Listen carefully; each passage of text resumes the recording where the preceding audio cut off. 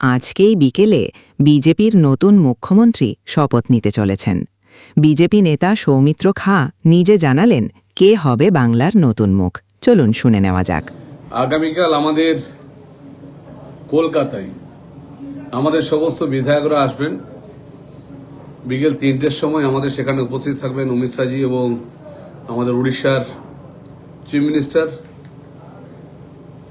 এবং সবচেয়ে বড় কথা হলো আগামীকাল বিকেল 3টের সময় আমাদের লেজিসলেটিভ বিধায়কদের নিয়ে যে বৈঠকটি হবে সেই বৈঠকে আমাদের দলনেতা ঘোষণা হবে। মানে বুঝতেই পারছেন। তাই কলকাতার যারা আমার যুব মোর্চা, মহিলা মোর্চা এবং ভারতীয় জনতা পার্টি এবং সাধারণ মানুষকে বলবো আসুন আগামীকাল। যদিও শুধুমাত্র বিধায়কদেরকে নিয়ে মিটিংটা হবে, তা সত্ত্বেও আগামীকাল আমরা একসাথে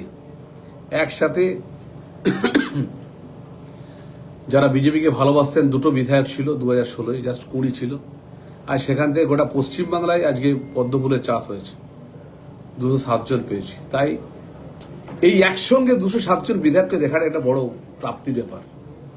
সবাই আসুন।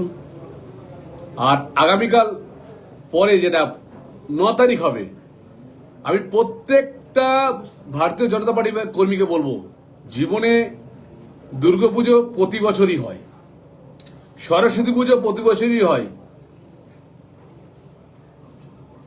আপনার বিয়ে বাড়িও প্রত্যেক আত্মীয়র কিছু না কিছু থাকে, কিন্তু ভারতীয় জনতা পার্টি গোটা পশ্চিম বাংলায় 70 বছর পর ভারতবর্ষের ভারতীয় জনতা পার্টি, শ্যামাপ্রসাদ মুখার্জির যে স্বপ্ন, অটলজির যে স্বপ্ন, নরেন্দ্র মোদীর স্বপ্ন, সেই স্বপ্ন আমাদের বাস্তবায়িত হতে চলেছে।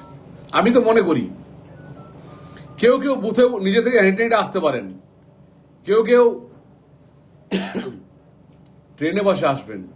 জানবেন এই দিনটা সাক্ষী মানে নিজের মনটাকে পরিতৃপ্ত করা। সনাতনী সকলকে আহ্বান থাকবে সেদিন আগামীকাল বিকালে আসুন।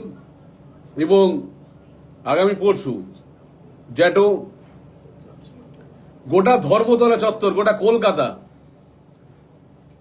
যেন দেখে ভারতীয় জনতা পার্টির মানুষ এত ভালোবেসেছে, কর্মীরাও ভালোবাসে।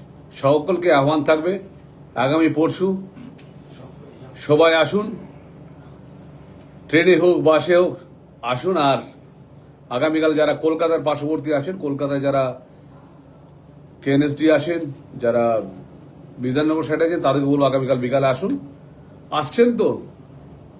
আমাদের মুখ্যমন্ত্রী পরশুদিন শপথ গ্রহণ নেবেন।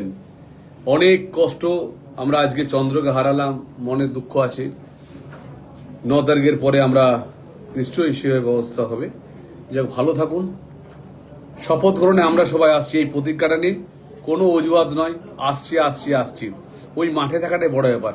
সবাই কার্ড পাবেন না, সবাইকে কার্ড হয়তো করা হবে না। আমাদের মাত্র নমিনাল এমএলএদের জন্য এবং কিছু সিনিয়র এবং কিছু মানুষের জন্য কার্ড করা হয়েছে, কিন্তু সেটা জন্য মনের রাগ নয়, কিছু নয়। সবাই মিলে আসুন। ওই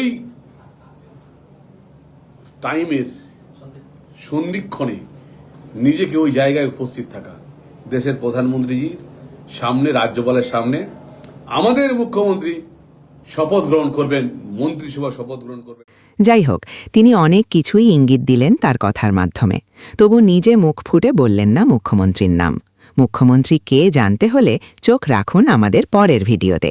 তাই অবশ্যই ভিডিওটা লাইক করে চ্যানেলটা সাবস্ক্রাইব করে দিন। নমস্কার।